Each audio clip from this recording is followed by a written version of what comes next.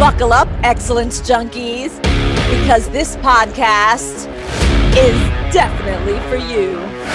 Welcome to Rocket Fuel. Do you wish that you could surround yourself with people that love to kick ass just like you? Well, come to my party, baby, and meet some of the brightest stars in the entrepreneurial galaxy, because it is my mission to give these entrepreneurs a platform to declare what they are on this planet to accomplish and to show you why they are rocket fuel.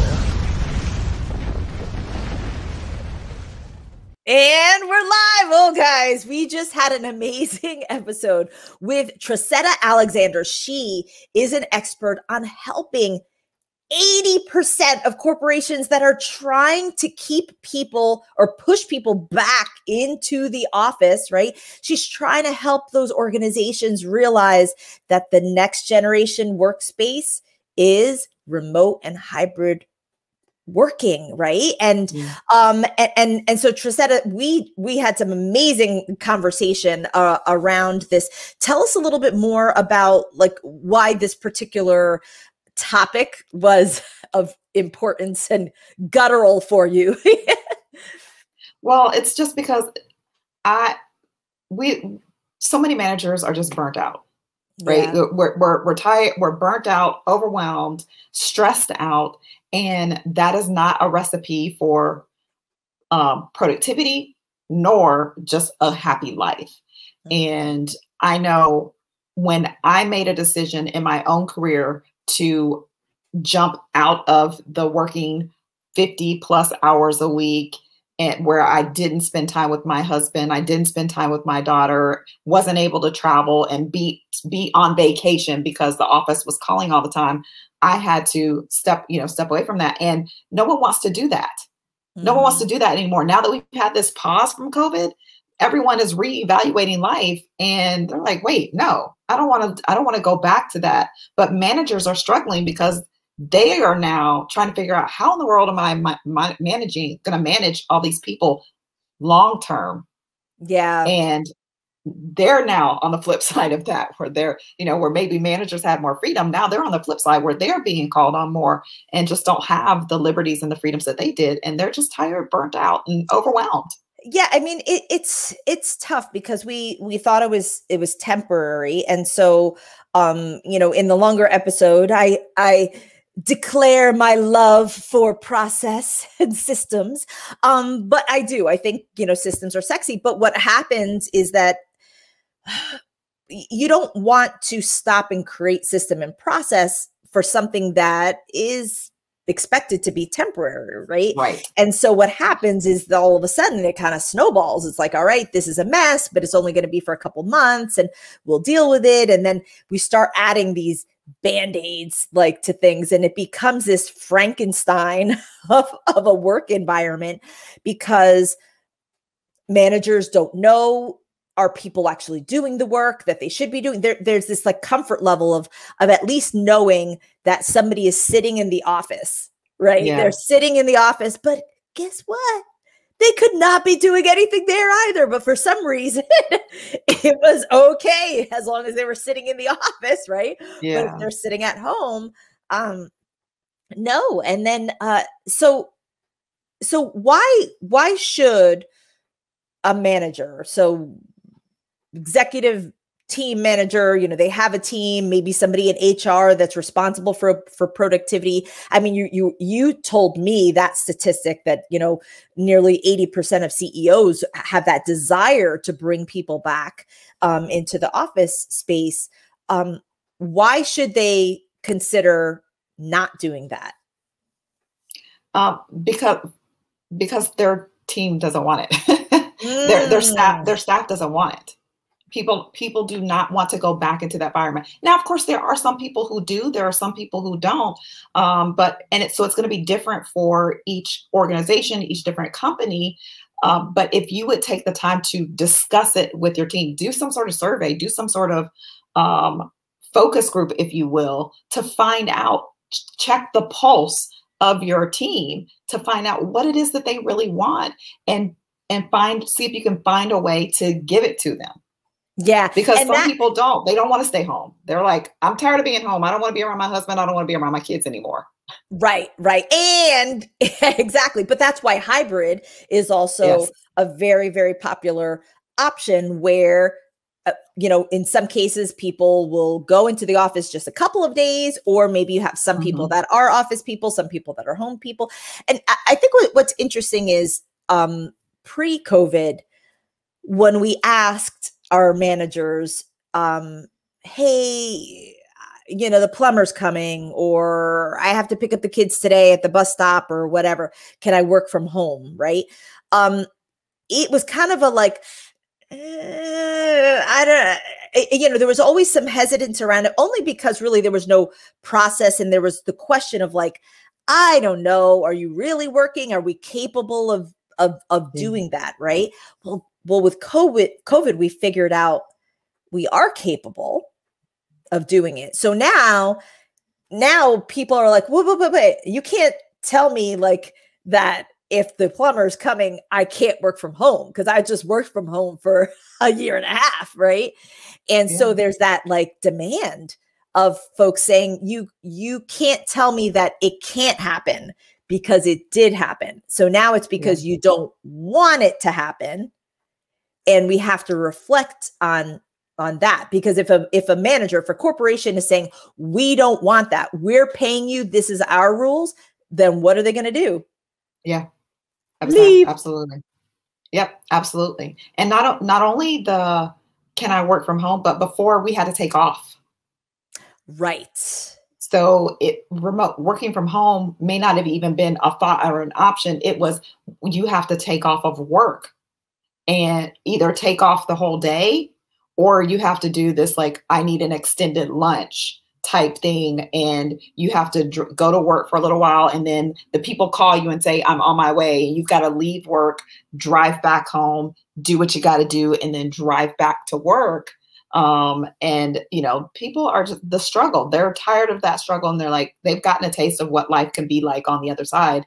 And if we as managers do not adjust and do not pivot to meet the needs of our top people, then we're going to lose them to organizations that do.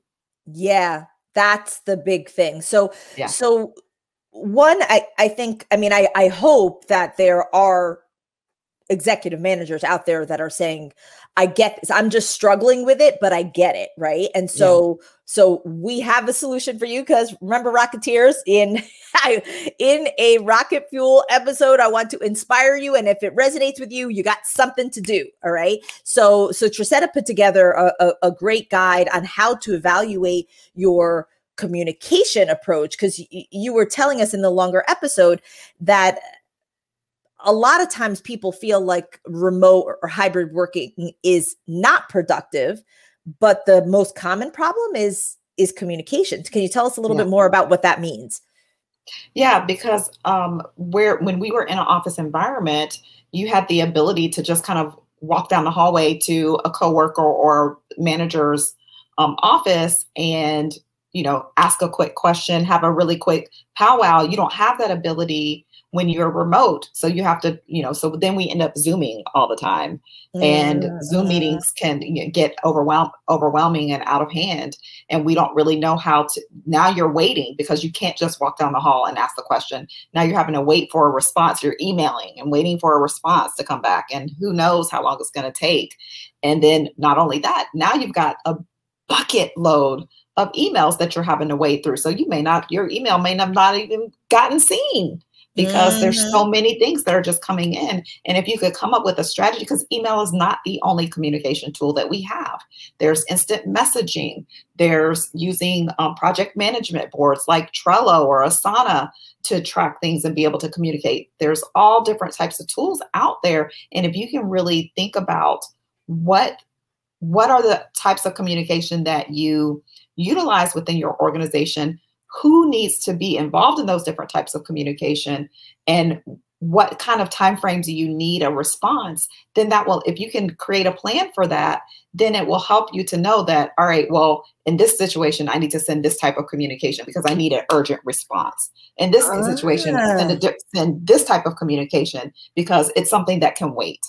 right? So if you can create that within your organization, it will make it easier for you to make sure that the flow, you're not getting that bottleneck along the way. So ultimately, you're kind of creating some rules of engagement, Yes. right? So that you're Yes. like, okay, if it's urgent, then use our Slack channel or whatever. But if it can wait half the day, then sure, use email. Or if we needs a group decision, then don't send an email when you know that you need 5 people to chime in on it, right? Then you have those like long things. Yes. Yeah, it Yes. makes, and the thing is that we know what works and doesn't work.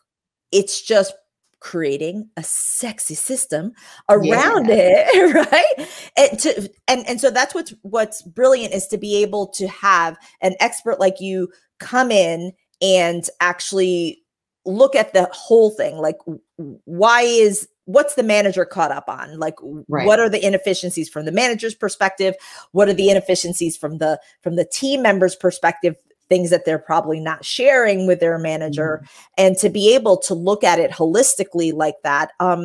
Because my argument is that it's not about just making remote and hybrid work because people like it. It's actually, it could be better. It could be optimized. Absolutely. To be better than what we had before. And we just need to totally evolve. Yeah, I mean, just think about the cost savings. If you could shrink your physical footprint because you've gone to a hybrid, think about the cost savings that you would have from not having to have this big, huge commercial space, and just having a small, more like a co-working type setup, where you have like a big conference room and then kind of just desks that people can come and check out, check in or whatever, where you don't have an assigned desk, but you just come in and work at on the days that you desire to be in the office, or you need to be in a physical space like that. And it can really save you money, not to mention not from just a commercial set, but then you also get to retain your talent, because we all know how expensive it is when you lose an employee, especially a good one. And, it can take you 6 months to a year or even longer, depending upon the role of the person, to recoup the lost time, effort, and energy from having to recruit someone new and get them up to speed, so where they're working at the level of the person who previously was in the role.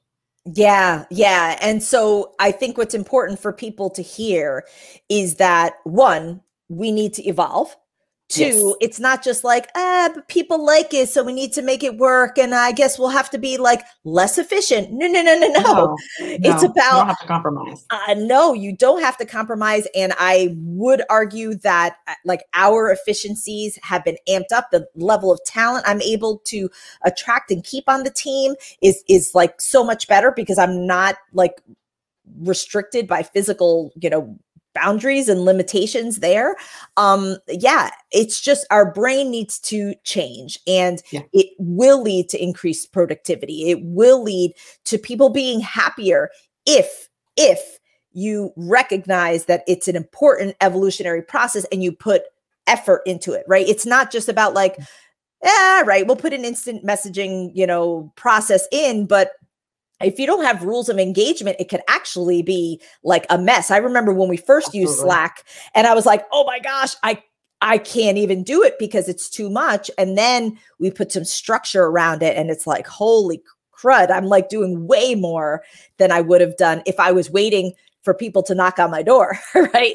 To ask the question. So it's fantastic. And so for those of you that are listening, this is next generation, guys. And if you want to be an innovator, first of all, you need to listen to the longer episode, because we talked a lot more about this. But Trasetta put together this great guide called Next Gen Communication, right? And it provides you with some tips that you can literally do. You print it out, take a look at it, start taking notes at what you want to change tomorrow, what you want to change next week to start making things better, and optimizing your remote and hybrid, environment. And then, I'm sorry, but I'm going to say, call Trasetta, right?